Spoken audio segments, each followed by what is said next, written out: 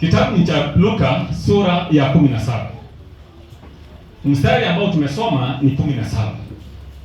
Na mstari huo unasema, Yesu akajibu akanena, hawakutakaswa wote 10?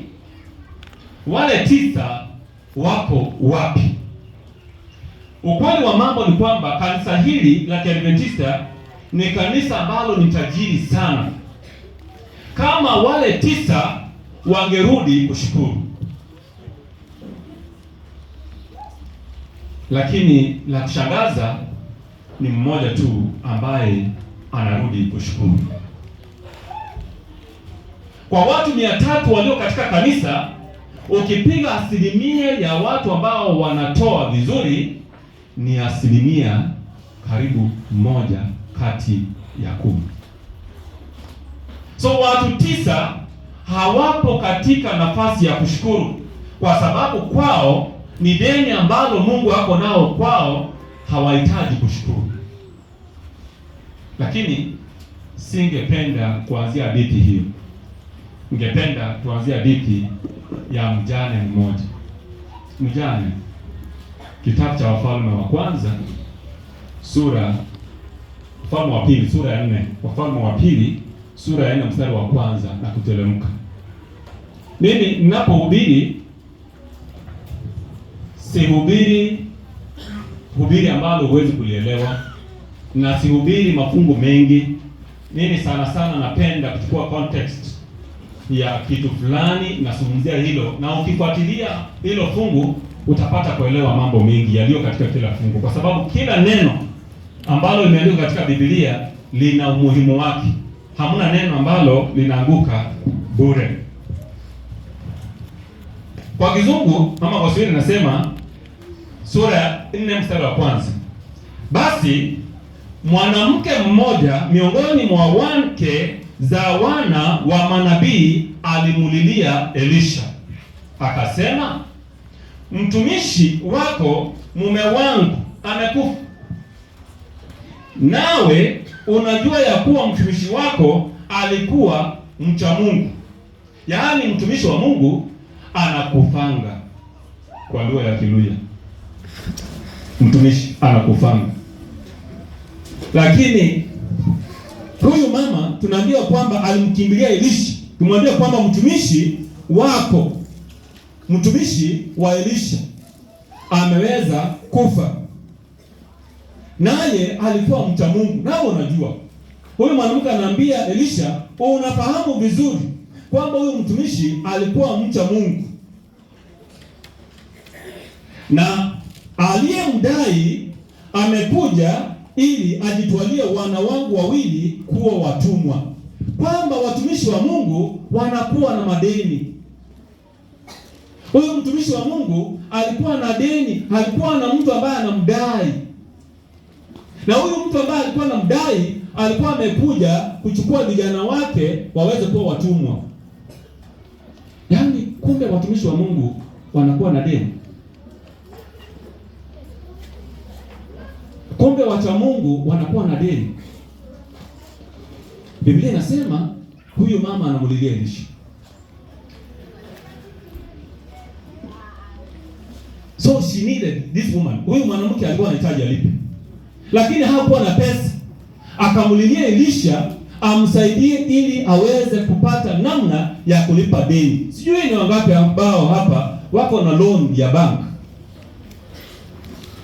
na wameshindwa kulipa, na wanamwendea pastor kumwambia kwamba pastor, tafadhali uniombee nione namna ya kulipa hii deni ya bank. Sasa huyu mwanamke anamwendea mtumishi wa Mungu. Huyu mwanamke hakumwendea mganga. Huyu mwanamke hakuenda kwa watu wengine wenye wanatoa tena loans. Hakuenda huko. Huyu mwanamke alimwendea Mungu. In other words, this woman cried to the Lord through the prophet to assist her. Wakati unapitia changamoto zozote katika maisha yako, wewe unamwendea nani kwanza? Unamwendea Mungu ama unajaribu kutatua mwenyewe, ndio Mungu anakuja kama last resort? last option. Wakati ambapo umejaribu, umegonga mwamba, unasema sasa hii sasa ni ya Mungu, hii sasa si yangu.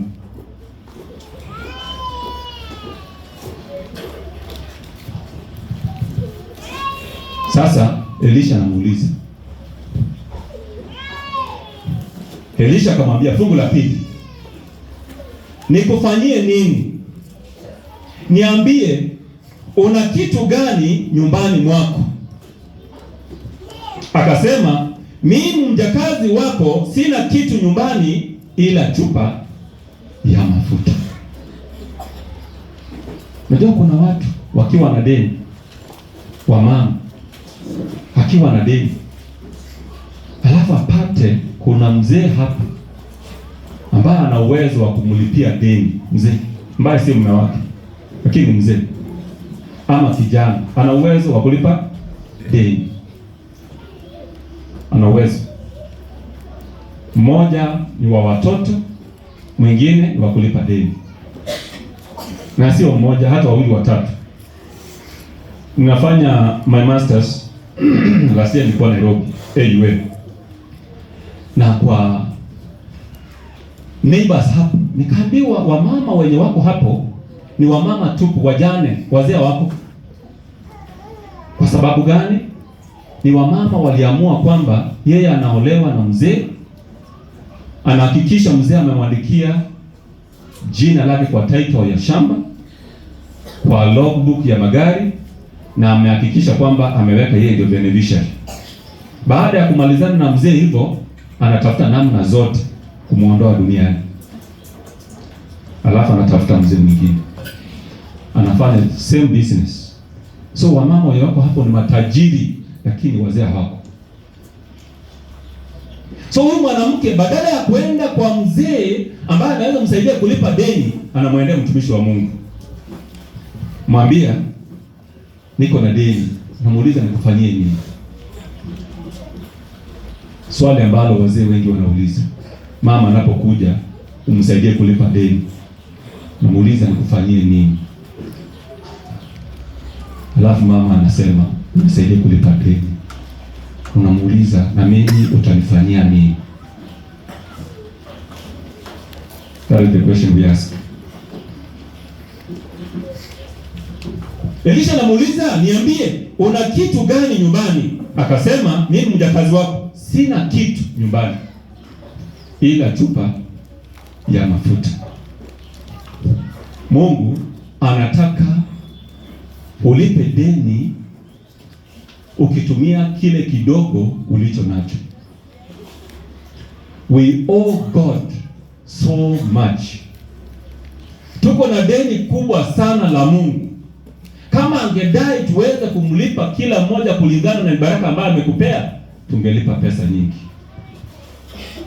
Sasa kuuliza, una nini mkononi mwako? Tulisoma asubuhi hapa, Deuteronomy nasema usiende nyumbani mwa Bwana mkono. Anamaanisha kila mmoja wetu ana kitu.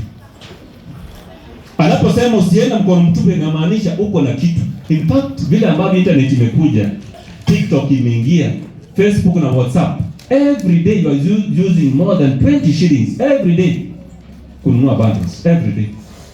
Lakini that amount 20 shillings ukiaccumulate every week, it is more than 100 shillings. But when you bring 100 shillings kwa Mungu kwa wiki, it means in a month ni 400 shillings. Kama kila mmoja angetoa 400 shillings per month for God, vile ambavyo unapea Safaricom, then Mungu angekuwa amemaliza injili duniani. Lakini Safaricom gets more than what God gets.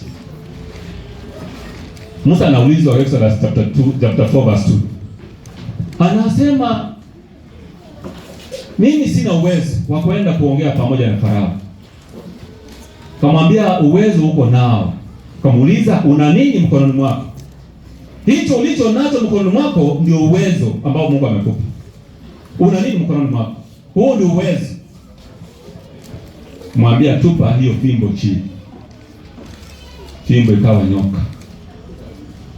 Kamwambia tena uishike kwa mkia. Karudi kwa fimbo. Kumwambia, huo ndio uwezo. What do you have in your house? Ni nini ulicho nacho mkononi mwako? Hicho ndicho Mungu anataka kutumia kuweza kukubariki. Naomba tafadhali mchana usikose, kwa sababu Windows of Heaven, hayo mahubiri nilipokuwa nikiandaa, sio mahubiri ambayo imehubiriwa anywhere. Yaliniguza mimi mwenyewe nikiandaa, yaliniguza. But Roho aliponiambia kwamba nisungumze kwa hii ingine, nikasema nitatii. Kulisha watu 5,000. Wanafunzi waulizwa, muna nini mkononi mwenu? Wanasema hatuna kitu, lakini kuna mtoto hapo tuna packed lunch. Huyo mzazi, mimi natamani sana nikifika mbinguni niweze kuona huyo mama ambaye alipea packed lunch kwa mtoto kuenda Yesu akifundisha. Unajua ilikuwa ni packed lunch ya mtoto. Alimpea kumwambia enda kusikiliza, usikie umesikia njaa utumie. Na mtoto hakuwa mchoyo. Mtoto alipeana packed meal yake. Na Yesu akafanya meal kidogo. What do you have in your house? Ni nini ambacho uko nacho mkononi mwako? Unajua kuna watu hapa vijana wanangojea kanisa iwachangie kufanya harusi. Shame on you. Hasa kama utachangiwa dowry, kulipa mahari ati kanisa ituchangie. Hiyo ni aibu. It means you will not be able to feed this woman you are going to marry. God is asking you, what do you have in your hand? That is what you want to use to bless you. I am writing a book. I'm writing a book. Mimi nikioa, I only use 300 shillings kupata ng'ombe. 300 Kenyan shillings kupata ng'ombe za kuoa. So one of the chapters kwa hiyo kitabu inazungumzia vile nilipata bibi kwa kutumia shilingi 300. I'm writing a book. Now, Elisha anapoambiwa, anamuuliza una nini? Anasema niko na mafuta kidogo imebaki. Elisha anamwambia uko na deni. Si uko na deni? Nataka tena uongeze deni. Anataka ongeze deni, ako na deni, anamtaka aende kuongeza deni. Mwambia sasa deni ya pili unaenda tena, you go and borrow. Enda uombe tena sasa vimitungi kiasi ambacho unaweza. Biblia inasema not a few. In other words, huyo mwanamke angeamua apate mafuta yenye anaweza supply supermarket hata kama ni 100 angepata. So the limit for the blessings this woman was to get ilikuwa determined with a heart faith to God. Namwambia akasema, mstari wa 3, nenda ukaazime vyombo huko nje kwa jirani zako wote. Unajua jirani wako wote ni kiasi gani? Jirani wako ni kama dunia nzima. Those are your neighbors. So long as wako karibu na wewe, hata kama distance ni 1000 kilometers away, unaanzia na wale wako karibu zaidi, but still they continue to be your neighbor. Don't worry. So namwambia endo wazile vyombo. Wazile vyombo vitupu. Usiazime vyombo vilivyo na mafuta ndani yake. Hapana. Alafu anamwambia wala usiazime vichache. Don't ask for just a few. Imagine anaambiwa usiulize kitu kidogo. Don't just ask for a few. Nasikia kuna mwimbaji mmoja aliimbia rais wetu Moi wakati alikuwa president.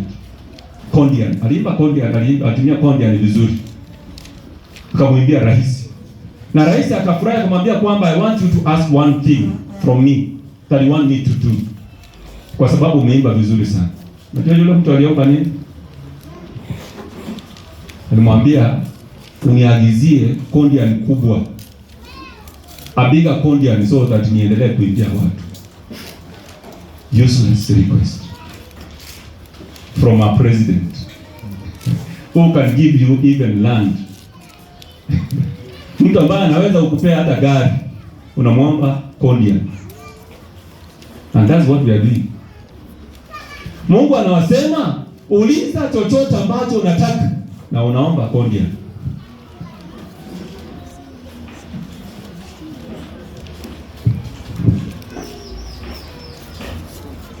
So Elisha made this woman commit herself in faith to God's provision. She was already a debtor, and Elisha told her to borrow, and not just a few. Then alipoomba akarudi kwa mtumishi wa Mungu, nimeomba, kumwambia sasa ingia ndani ya nyumba yako. Go inside and shut the door behind you. That is verse 4. Kisha uingie ndani ukajifungia mlango wewe na wanao, ukavimiminie mafuta vyombo vile vyote, navyo vilivyojaa ukavitenge. Elisha hakuanza kuhesabu kwamba umeleta vyombo ngapi. Hiyo aliacha kwa imani ya huyu mwanamke. Kama aliamua kuomba vichache juu yake, lakini provision ya Mungu alipeana vyombo vyote ambavyo utaomba, hiyo ni hakikisho vitajaa. Viwe ni 10, viwe ni 1000, viwe ni vyombo milioni 1, hivyo vyombo vitajaa. Kwa mafuta gani? Kale kadogo ambacho kiko kwa chupa vitajaa. And that is what we are doing. Tunaomba vyombo vichache. Lakini jambo anaambia Elisha, anamwambia ingie kwa nyumba wewe na watoto wako. God wants to do something for you individually. Mungu anataka kufanya jambo fulani kwa maisha yako wewe binafsi na watoto wako. Sio kwa jamii yote ujumla. Wewe na watoto wako. So God may want to do something for you that doesn't involve anyone else. A lot of time miracles take place behind closed doors. Miujiza nyingi inafanyika milango ikiwa imefungwa. Kisoma kitabu cha Marko sura ya 5, Jesus raised Jairus' daughter from the dead after he cleared the room of the hecklers and scoffers. Yule msichana wa Jairus aliponywa, aliweza kufufuliwa baada ya Yesu kufukuza watu wote kutoka kwa nyumba. Kabaki yeye tu na wale wazazi. Wakati Peter alifufua Dorcas, alifukuza watu, kitabu cha Matendo sura ya 9. Alifukuza watu wote, kabaki na Dorcas na akamfufua. So when you want God to do something for you, miraculous, you may have to send out doubters. Lazima ufukuze watu ambao wana shauku kwa uwezo wako. Kuna watu hapa ambao wameahidi watatoa zaka kiasi fulani kwa mwaka mzima. Watatoa sadaka ya makandi kiasi fulani kwa mwaka mzima. Jirani yako anaposikia ukimwambia unataka kutoa 50,000, nakwambia hiyo mama uwezi. Hiyo afadhali tu useme 10,000. Ukisema 100,000 utafika kweli. Na kanisa lote linahitaji 150. Wewe unataka kutoa kwani upende yako yote? Doubters. Wenye wako na shauku. Wanaona hawezi fika.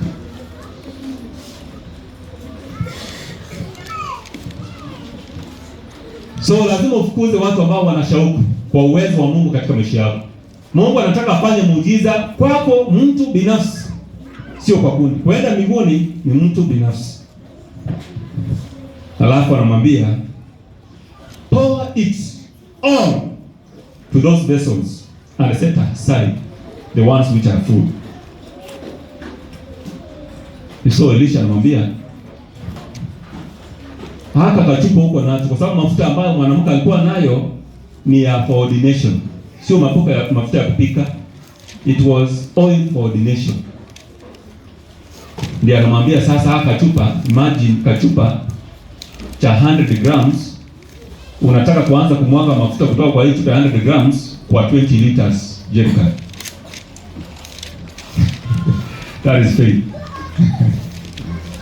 Na unamwaga inapita 100 grams kwa kibuyu ya 20 liters. Unamwaga inapita 1 liter. Unaona bado inaendelea kujaa. Na ukiangalia kwa hapa chupa kadogo, bado mafuta iko ndani inaendelea kumwagika. Unajaza 20 liters. Wakati umejaza 20 liters, unasema weka kando. Niletee ingine. 20 liters ingine. Unaweka kando. Paka container zote ambazo walikuwa wameagiza zikajaa. Faith of the highest order. But 3 points here. Elisha made the woman to do the filling. Elisha alikuwa na uwezo wa kuagiza kutoka mbinguni. Baada ya mwanamke kuomba vibuyu vije, Elisha alikuwa na uwezo wa kuagiza mafuta ya mwagika hapo yajae mara moja. He was able. Vile ambavyo Yesu alifanya divai. Walijaza mitungi maji, divai ikabadilika tu, maji ikabadilika au divai mara moja. Lakini Yesu hapa Elisha namwambia you need to do this. So yeye mwenyewe mwanamke alikuwa anahitaji aweze kumwamini Mungu. Ndipo miujiza iweze kufanyika. Unahitaji muamini Mungu. Muujiza kama huu kufanyika katika maisha yako, lazima muamini Mungu.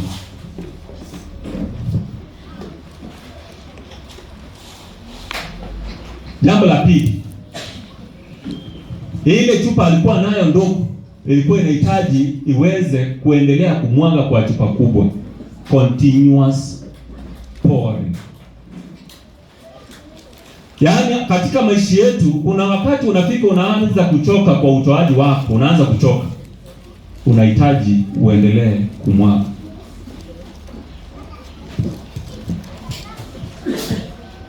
Number 3. The vessels that the woman borrowed had to be empty.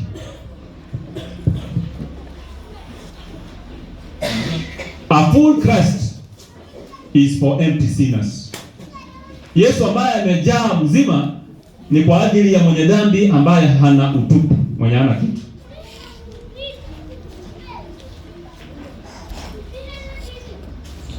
And so long as we are empty sinners, then Jesus is ready to fill us. Ako tayari kuweza kutujaza. Verse 5. Verse 5 inasema sasa huyu mwanamke basi akamwacha Elisha, akajifungia mlango yeye na wanao. Hao wakamletea vyombo naye akavimimina. Mama ako kwa nyumba na watoto wake amefunga mlango na ako shua. Elisha ako wapi? Elisha ako wapi? Ako nje ya mlango, nje ya nyumba. Ako nje. Ako shua kwamba mtumishi wa Mungu ambaye ameniambia niingie nifunge mlango ako nje. Elisha hakutaka aingie na huyu mwanamke kwa nyumba, ndipo wasema kwa sababu Elisha alikuwa hapa ndio sababu mafuta ilikuja. Unajua kuna mama hapa wanafikiri kwamba maombi yao yanajibiwa kwa sababu ameenda kwa yule mama wa kijiji ambaye anajua kuomba. Ama ukisikia ugore anakuja Nakuru, unafunga virago, unaacha mzee, hata mzee akukataza. Unasema tunaweza kwa sana, bora niende kwa ugore. Kwa sababu unaamini kwamba peke yako huna imani ya kutosha kuweza kufanya muujiza katika maisha yako. Elisha anamwambia this miracle can happen without my presence.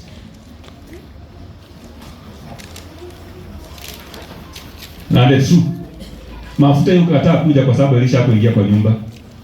Mafuta ilianza kumwagika. Mafuta ilianza kumwagika.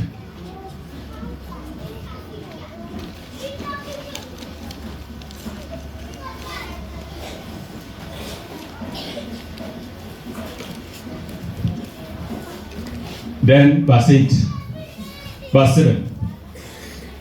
After the miracle, she went back to God. Sidhani kama mmesikia hili. Baada ya muujiza kufanyika, alirudi kwa nani? Kwa Mungu.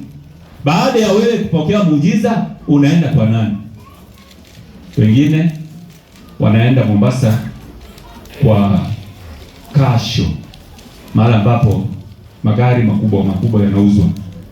Anasema nimetembea kwa miguu kwa muda mrefu, Mungu amenionekania. Mtu amepata kazi, nimekaa maskini kwa muda mrefu, wacha nishukuru mwili, wacha nifanye sherehe. Tunatumia 100,000 kufanya sherehe, anamletea Mungu 1,000 kwa bahasha, na anasema hata hiyo Mungu ashukuru kwamba nimetoa. God needs to appreciate kwamba hata hiyo 1,000 hata ni bahati amepata hiyo 1,000. Hata ni bahati Mungu amepata hiyo 1,000, na 99,100,000 umepeleka wapi? Kwa sherehe yenye unakula leo, kesho unaenda msalani, na mwili inabaki kuwa size hiyo ambayo ilikuwa. So she went and told the man of God, and he said, you know, Biblia imeacha hapo hanging. Yule mwanamke alienda akamwambia mtumishi wa Mungu. Hatujaambiwa alimwambia nini, lakini nasikia sasa mtumishi wa Mungu anamwambia sasa, chukua hayo mafuta, enda uuze na ulipe deni.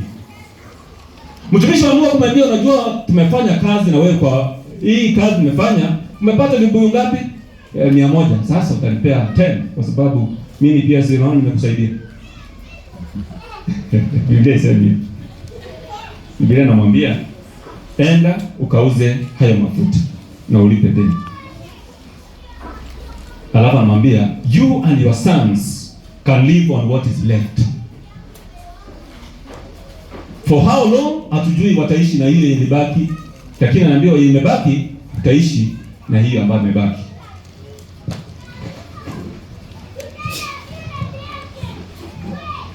But baada ya muujiza, huyo mwanamke alirudi kwa Yesu. Picha kwa mtumishi wa Elisha. Baada ya wewe kupokea muujiza, unaenda kwa nani? Mwaka mzima ambao umepita, unataka kwenda kwa nani kushukuru? Kama Shaa ingekuwa ni mtu, ungeenda kumshukuru kwa sababu ulikuwa mgonjwa, kuweka ward wa kulipia pesa zote ambazo ilikuwa inahitajika. Kama wanalipa, sijajua vizuri kama wanalipa bado.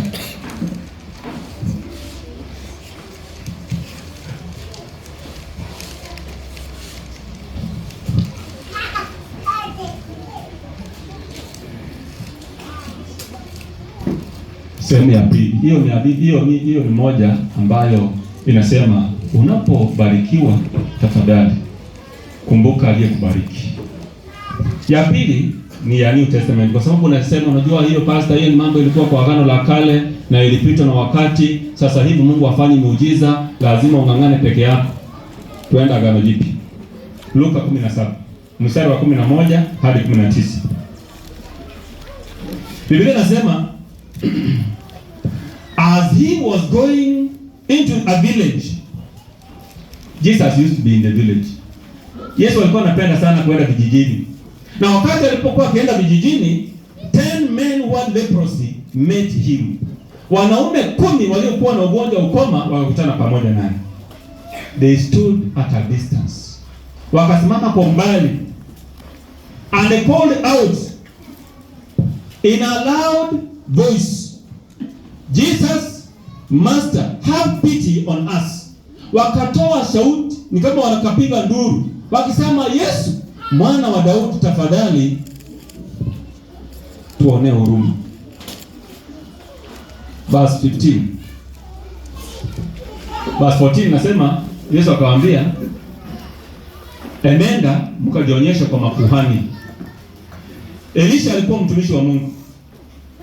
Na hapa Yesu anawaambia mimi ni Yesu ndio, lakini sitaki kuwafanyia jambo lolote kama mjaenda kuona makuhani. Enda mkajionyeshe kwa makuhani. Wanaenda kujionyesha kwa makuhani kama baada hawajapona. Yesu hakuwaponya akawaambia sasa mmepona enda kujionyesha kwa makuhani. Hapana. Aliwaambia nenda mkajionyesha kwa makuhani wakiwa na ukoma. Na walipokuwa njiani wakienda, wakapona wote 10. Wote 10 walipona. wakiwa njiani. Vile walitambua kwamba wamepona, mimi sijui, lakini walipoangalia, kila mmoja aliangalia mwenzake, wakapata wamepona.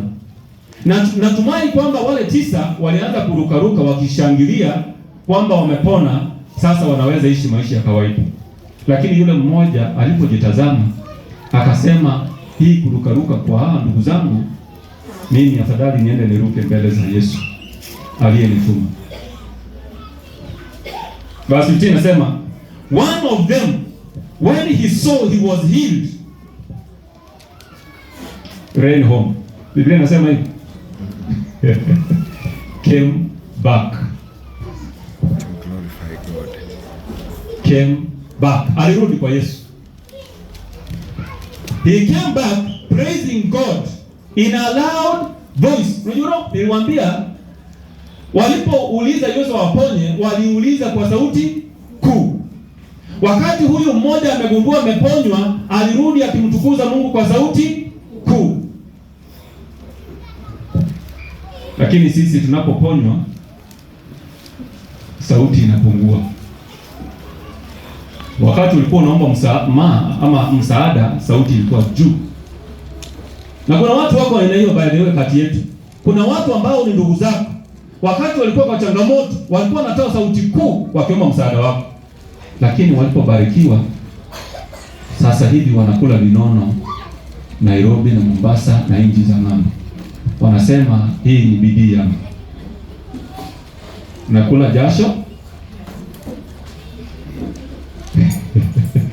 Lakini ukiangalia vizuri, kama jasho ingepimwa tangu uzaliwe, unakula jasho ya wengine. Unakula jasho ya mama yako. Unakula jasho ya baba yako. Jasho ya ndugu zako. Unakula jasho ya mchungaji wako ambaye alikutulea wakati ulikuwa mdogo, ulikuwa unaenda kanisa. Ulikuwa unakula jasho lake. Sasa wakati umefaulu, unasema nakula jasho langu.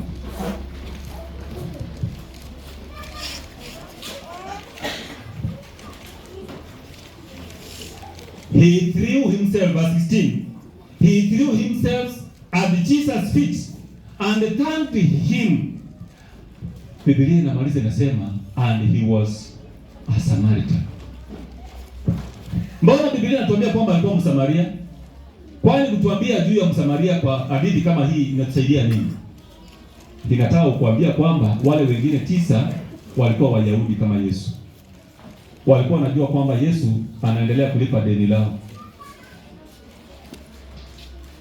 Yesu alikuwa analipa deni.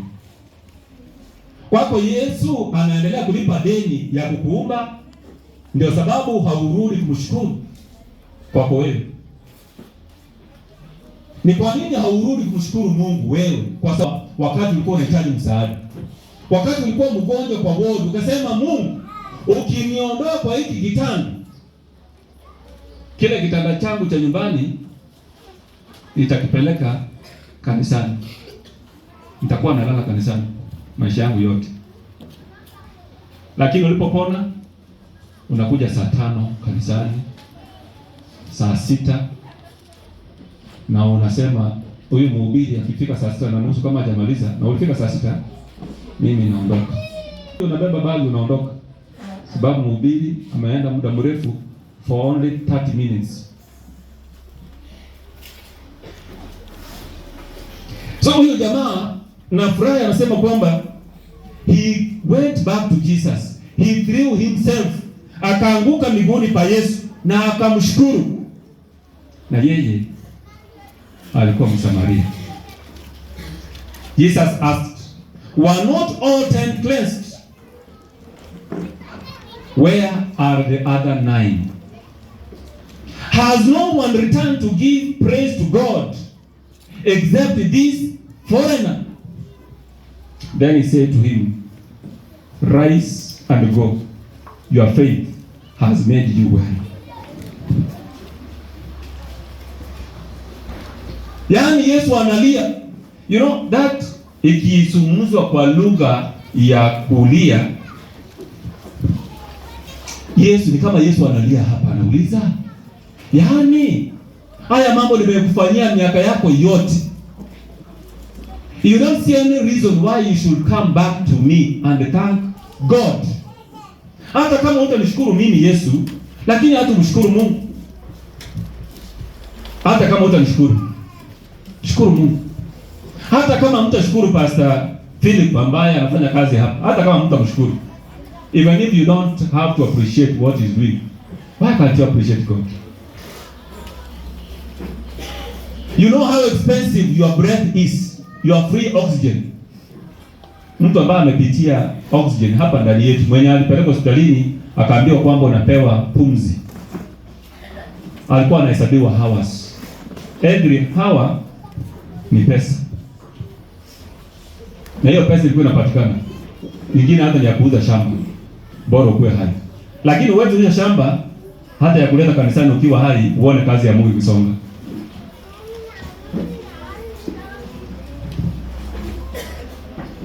So Jesus asks, where are the other 9? Hilo swali Yesu aliuliza wakati ule, bado linaulizwa hadi leo. Na linaulizwa kwa makanisa, linaulizwa pale nje, linaulizwa kila mahali. Unaposoma Biblia, hili fungu unapolisoma, hilo swali unaulizwa. Where are the other 9? Je, hakuna yeyote ambaye alirudi isipokuwa tu huyu mtu ambaye ni foreign, mtu ambaye hata si Mkristo? You know, kuna lesson, kuna mission reading tulisoma 205. The year 2005. Hiyo lesson ilikuwa inazungumzia mama mmoja alikuwa anaitwa Milka. Mnakumbuka ya hadithi? Huyo mama hakuwa Mwisraeli, lakini alikuwa anarudisha zaka na sadaka kila wiki. Wapi? Kwa treasurer wa kanisa la Adventist. Na hakuwa Mwisraeli. Huyo mama. Na siku moja akapea mtoto wake zaka na sadaka apelekee treasurer. Alipopelekea treasurer hiyo sadaka, akapata treasurer yuko, akaachia mtoto. Mtoto akachukua zile pesa akaziweka mahali pazuri ili kwamba isipotee. Akasahau kwamba alikuwa anahitaji ape mama yake, ili mama yake alikuwa mama ambaye ametoa receipt. Baada ya wiki mbili, mama Milka anauliza treasurer, mbona sijapata receipt yangu? Sikuje kanisani ndio, lakini mimi zaka yangu natoa kila wiki. Mbona sijapata receipt? Ndio Milka akaenda kuuliza msichana wake, nilikutuma, ulipeleka zile pesa, ulipeleka? Mwambia ndio nilipeleka. Zilienda wapi? Kasema nilipea mtoto wa treasurer. Huyo mtoto aliziweka mahali. Mtoto alipoulizwa akasema kweli pesa nilipata, lakini nimesahau niliweka wapi. Sasa wakaamua, huyo treasurer na huyo mama Milka wakaamua kuosha hiyo nyumba kabisa, kusakanya kila mahali na takataka waweze kuzichoma. Wakasanya vitu kwa nyumba hapo zote, wakaenda wakachoma. Hawakupata hizo pesa. Lakini baada ya moshi kuisha, walipoanza kutoa moshi, sasa kutoa zile vitu vimebaki, wakapata zile pesa mama alikuwa amefunga kwa karatasi. Hazikuchomeka hata noti moja. Zilikuwa zote vile zilikuwa. Mama akashukuru Mungu, akaandika ile story ambayo unaona kwa lesson pale nyuma, the year 2005. One of the story ni ya Milka kwa July, ambaye si Mwadventista. Wakati wa Adventista hawana haja ya kutoa, kuna mtu pale nje ambaye si Mwadventista anataka kuweza kumtolea Mungu. Yesu anauliza, hakuna watu ambao walikuja kunitolea tena shukurani isipokuwa huyu foreign? Hakuna watu.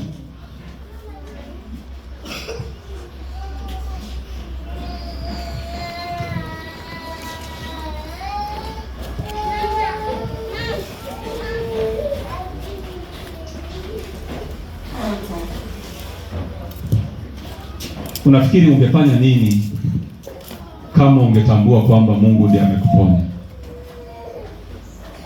ungefanya nini? Unafikiri mwaka huu vile ambavyo tunaenda kuingia kwa makambi, unafikiri kuna kitu chochote ambacho unaweza kumshukuru Mungu kwacho kwa mwaka mzima ama hakuna? Wangapi ambao wanafikiri kuna kitu wanaweza kumshukuru Mungu kwa kati yetu? Good. Kila mmoja ana sababu ya kumshukuru Mungu. But the lessons we have learned here are many. One, unapokuwa na hitaji, kimbia kwa Mungu. Run to God first. Number 2, acknowledge what you have received from God. Number 3, use the opportunities you have. The woman we have talked about, she used the opportunities ya majirani. Vibuyu hazikuwa zake. Alitumia opportunity ya majirani, na nafikiri alipomaliza kuuza mafuta, alipokuwa akirudisha vibuyu, kukuwa mtu msafi na mzuri na mwenye nia njema, nafikiri alibakisha mafuta kidogo kidogo kwa zile vibuyu akirudishia wenyewe. Kumbuka hadithi ya Bunwasi, wakati mmoja aliomba sufuria na alikuwa mjanja, kwa anataka hiyo sufuria kwa yake. Akashukuru jirani sana kwamba hiyo sufuria ilinisaidia sana na ile sufuria nilipewa njoo ilizaa. So akampelekea na kasufuria kingine kadogo. Kwa sufuria imefanya nini? Imezaa. Siku ya pili akaenda jirani anamwambia nataka unisaidie sasa hizo sufuria mbili. Jirani akafurahi kwamba sasa zitakuwa ngapi? 4. Siku iliyofuata jirani anakuja anamwambia ile sufuria ilikufa. Hiyo jirani akachukua hiyo sufuria. Kumwambia anajua chochote kinachozaa kinakufa.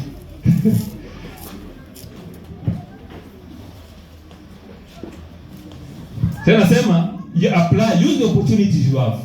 Tumia opportunities ambazo uko nazo. By the way, makambi ya mwaka huu, sijui kama umejua timu yake. Nimeenda mbele, I've gone ahead. Kwa sababu key text ya makambi ya mwaka huu kutoka West Kenya Union Conference ni that is the text we have read. 2 Kings chapter 4 verse 2. Hiyo ndio key text. Na the theme ya makambi, chanione hapa. Yes, nasema I will go maximizing opportunities for wealth creation. Maximizing opportunities for wealth creation.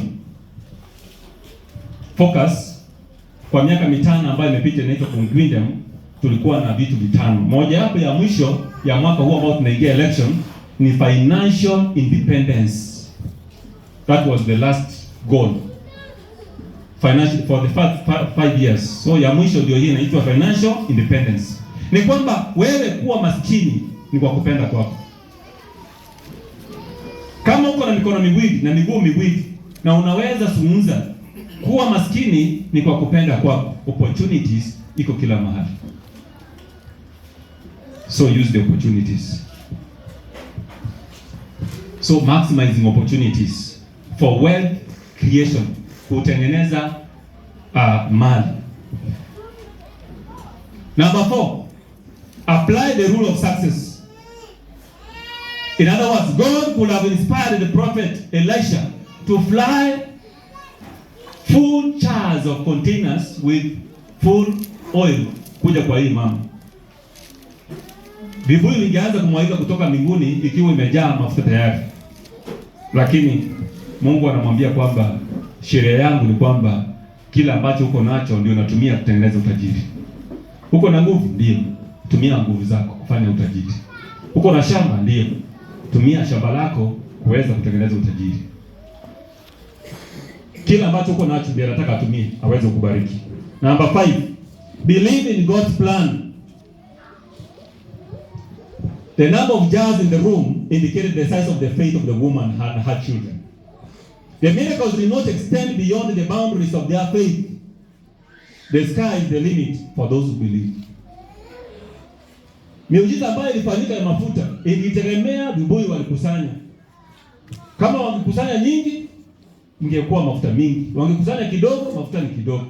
So kila ambacho unapata inategemea na imani yako kwa Mungu wako. Kama unaamini kwamba Mungu hawezi kukupea gari, ukweli Mungu hawezi kukupea gari. Kama unaamini anaweza kukupea, anakupea gari.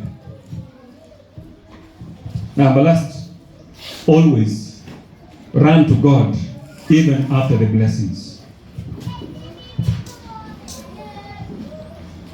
When the jars were full, she went and told the man of God.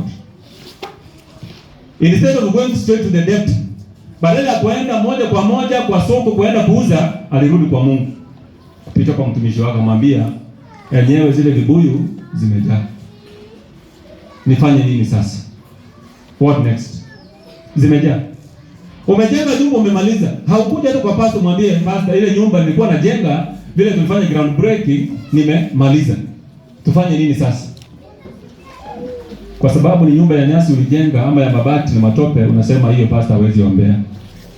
Mimi nikiwa na Kongo district, hata nyumba ya mabati ukimaliza tunaiombea. Sio permanent. Mungu anasema tuombee nyumba at the house blessing, nyumba zote. Sio kwamba umenunua gari second hand sasa hiyo huwezi ombea. No. Hata kama ni pikipiki inaombewa. Hata kama ni baiskeli unaombea baiskeli. Hata kama ni ng'ombe umenunua, unaita pastor anaombea hiyo ng'ombe. So the woman went back. Hakuweza kuenda moja kwa moja sokoni kuuza. She ran back to God first.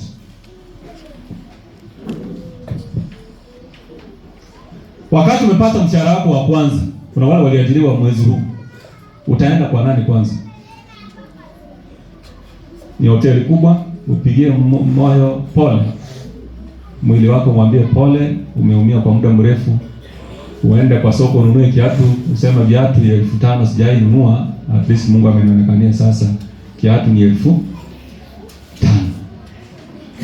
Nguo ni ya 15,000. Kuna nguo hapo town zinauza 15,000.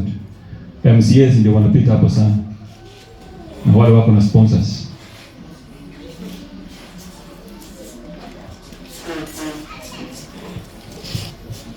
Ng'ombe yake imezaa. Unamshukuru Mungu ama unaenjoy kwanza haya maziwa? Unafanyaje? Kitu ya kwanza unafanya ni gani? Mtoto wako huku umemuomba pesa lakini ametuma 50,000 kwa simu yako, imeingia pap. Unasema nini kwanza? Unasema hata itoshi. Deni ilikuwa nayo ni 100,000. Hii ametuma 50,000 sasa. Unamuuliza, si ungeongeza ikuwe hata 70? Hata yeye ametumia 50, si ushukuru kwanza? Na sio yeye peke yake, unashukuru hata Mungu. Huko na deni ndio 100,000, lakini 5,000 hiyo kati ya hizo bado ni 8. So bado unapunguza na unabakisha deni bado inabaki. Lakini Mungu anajua bila ambavyo ataleta mafuta.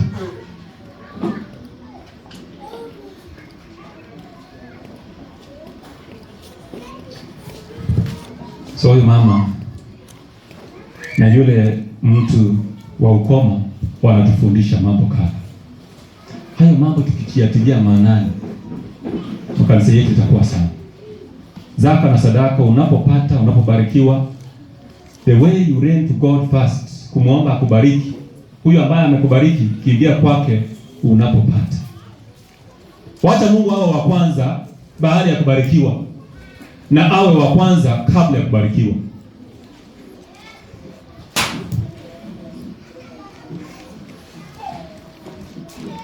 Kama kweli makambi yetu yangekuwa yanawekwa msisitizo kwa utoaji wetu, pesa zipatikane za kutosha kupeleka watumishi wa Mungu nje na kuhubiri, tungekuwa tumefika mbinguni. Lakini kwa sababu wale tisa wako msituni, wale 9 walielekea kuona makuhani, wale 9 sijui hata kama walifika kwa makuhani ama walienda nyumbani, sijui. Lakini huyu mmoja ndiye bado amesimamisha hili kanisa. Huyo mmoja, that one person ndiye mpaka amefanya kanisa hili la Talaibon liko kiwango hiki. Mmoja tu. Huyo mmoja ndiye amefanya kanisa letu la Main Prison huko limesimama. Mmoja tu, mtu mmoja. 9 hawako. So kama 9 walikuwa wote wawe 10, makanisa yangesimamiwa yalikuwa mengi. Lakini kwa sababu ni mmoja tu ambaye anarudi kushukuru, kanisa limebaki hivi. Unaanza kuimba, unauliza Mungu, utakaa mbali mpaka lini? Mbona kumetuchosha hivi kukawia? Utatujia lini ili tufurahi? Unaimba wimbo huo, lakini wewe ni mmoja wa wale 9. Lakini unaimba huo wimbo si wako. Huo wimbo ni wa yule mmoja aliyerudi kushukuru. That is the man who should be singing that song. Ecclesiastes chapter 5 verse 4. Finally, nasema, when you make a vow to God. When you make a vow to God, ukiahidi Mungu, umetoa nadhiri mbele za Mungu, unasema Mungu, ukiniondoa kwa hii changamoto ambayo nimepitia mwaka huu, mwaka ujao ukue afadhali. Uliomba mwaka jana, ukasema mwaka 2025 ukiwa afadhali, basi Mungu nitakutolea vitu vyangu vyote. Na baada ya mwaka kufanikiwa uliopita, sasa hivi uko msituni.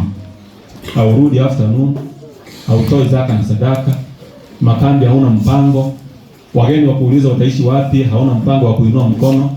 Unasema nyumba yangu ni nyumba yangu na watoto wangu. Sitaki watu wakuje kusumbua kila asubuhi, maji moto, chakula hiki sikuli, niongezee.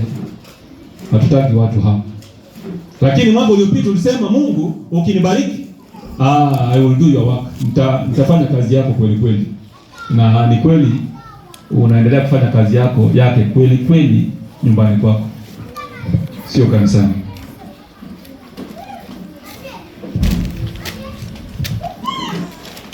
So anasema ukitoa nadhiri mbele za Mungu, do not delay to fulfill it.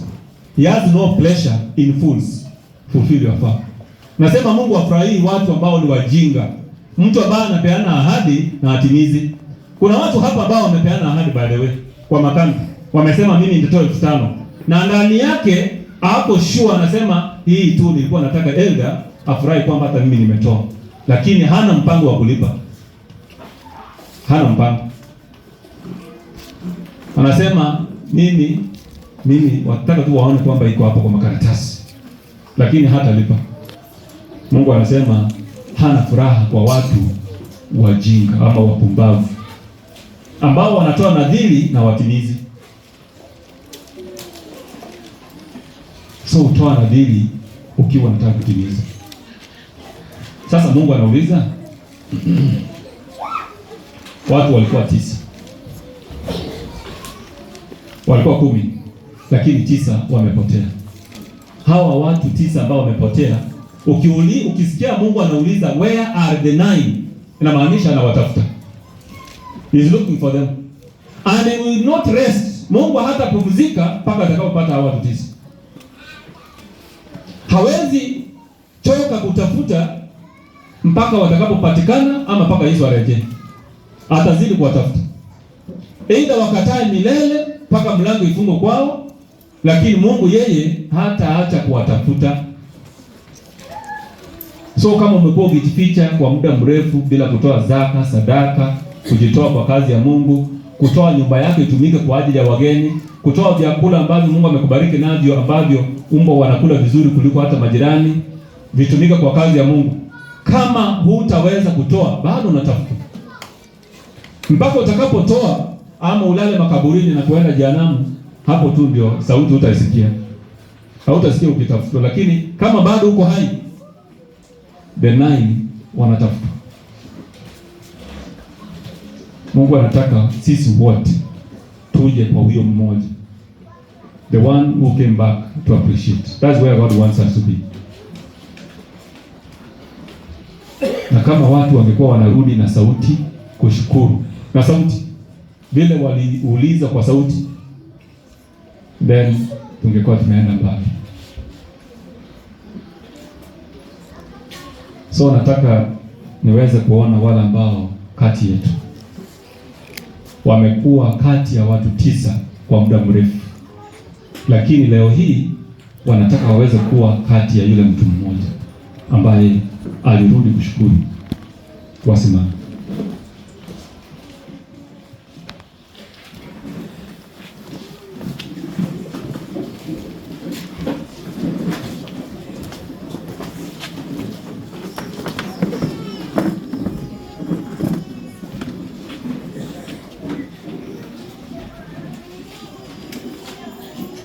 So hata watoto wetu wadogo, mama akikupea kitu ama hajakupea, mwambie mami, nataka kitu ya kwenda kushukuru Mungu nayo.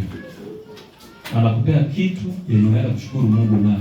Kuwa na afya, kuwa na wazazi, kuwa na watu wanakupenda sio jambo la kawaida. Kuna watoto hawana wazazi, kuna watoto hawapendi vile mnapendwa. Unahitaji kushukuru Mungu.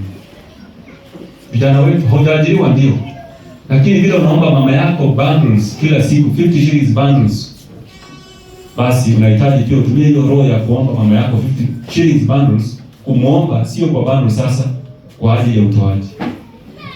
So sisema hujaajiriwa, you are earning every day. Our youth, they are not employed but they are earning every day. In fact, others are earning more than 3,000 per month.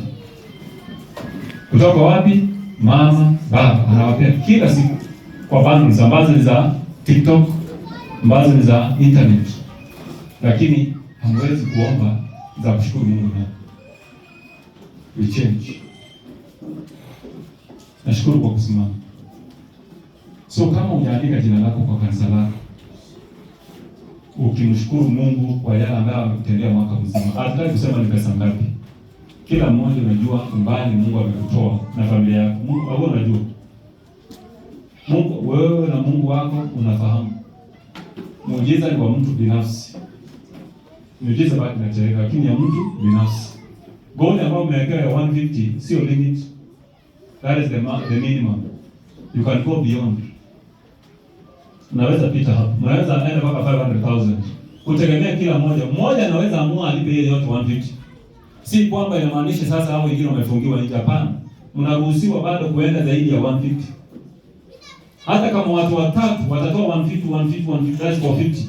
Bado unakiamua kutoa, unaweza toa zaidi ya hapo. Unaweza fika hata milioni. Hii imewekwa ya chini, lakini juu the limit is the sky. So bila umesimama, naomba tafadhali kwa hisani ya Mwenyezi Mungu ambaye anatafuta watu wale 9 washukuru. Tafuta treasurer wa kanisa lako. Tafuta elder wa kanisa lako. Mwambie kwa sababu ya kile Mungu alizungumza leo, nataka nimshukuru kwa kutoa pesa kiasi fulani, kwa kutoa nyumba yangu itumike wakati wa makambi, kwa kutoa mboga kwa ajili ya wageni, kwa kutoa kila kitu ambacho unataka kutoa kwa ajili ya Mungu, kumshukuru. Wewe mtu binafsi, usiende kama mkundi, msianze kuulizana mimi naona nitoa nini. No, it's you and your God. Uende kwa treasurer, uende kwa county chairman, uende kwa elder, uende kwa kiongozi yoyote ya kanisa. Kama utafikia kati au wengine umesema, mwambie nataka kushukuru Mungu. Andika jina lako na kitu ambacho unataka kumtolea Mungu. Wiki ijayo wata-update tangazo kutoka hapa mbele, mmefika kiwango gani. Ikiwa imepita, bado endelea kila Sabato kwa update, iendelee kupita kwenda juu mpaka ifika mahali ambapo Mungu anataka. Mungu anataka kutenda muujiza juu yetu. Kila anataka ni kile kwamba kama ulianza na yeye ulipokuwa na hitaji, kwa sababu mbarikiwa, rudi umalize pamoja na yeye. Tuombe. Baba na Mungu wetu, tumekuwa kati ya kundi la wale watu 9 kwa muda mrefu, na sauti yako ya kututafuta bado haitaweza kukoma hadi tutakaporejea, kwa sababu kazi yako haijakamilika. Na ni asante kwa sababu umeongea pamoja nasi mchana wa leo, na umetuita kwamba tujiunge na kundi la yule mtu mmoja ambaye alikuwa Msamaria, hakuwa Myahudi, lakini aliona muhimu kwa kushukuru. Mungu wetu, vile tumesimama hivi, shetani anaweza taka tena turudi kuketi. Tunaomba vile tumesimama hivi, tukiwa na roho ya kuweza kukushukuru, kila mmoja atafute namna ya kufikia treasurer wake ili ajiandikishe kila ambacho atakushukuru kwacho, kwa yote ambao umemtendea kwa mwaka mzima. Si wazazi tu, vijana wetu hata kama hawajaajiriwa, hela zozote wanazozipata kutoka kwa wazazi, hiyo ndio mshahara yao, watoa kwa ajili ya kazi yako. Hata watoto wadogo waweze kutoa kwa ajili ya kazi yako. Bila wanaagiza mabaiskeli, toy nzuri nzuri, hizo pesa zinatumika kununua hizo toy na baiskeli, kiasi zitoke pale kwa ajili ya kushukuru. Asante Bwana, kwa sababu makambi haya hayatakuwa kawaida tena kama makambi yamepita. Yatakuwa ni makambi tofauti kwa ajili ya utukufu wa jina lako na roho nyingi kuokolewa kwa ufalme wako ujao. Tubariki, tuongoze tunapoenda kwa mankuli ya mchana, turejee kuzungumza nasi neno la mwisho kwa siku ya leo. Hebu Mungu wetu, yoyote asiweze kurejea nyumbani na kukaa, bali wote tuwe hapa kujifundisha kwako, katika jina la Yesu mwombezi wetu. Amen.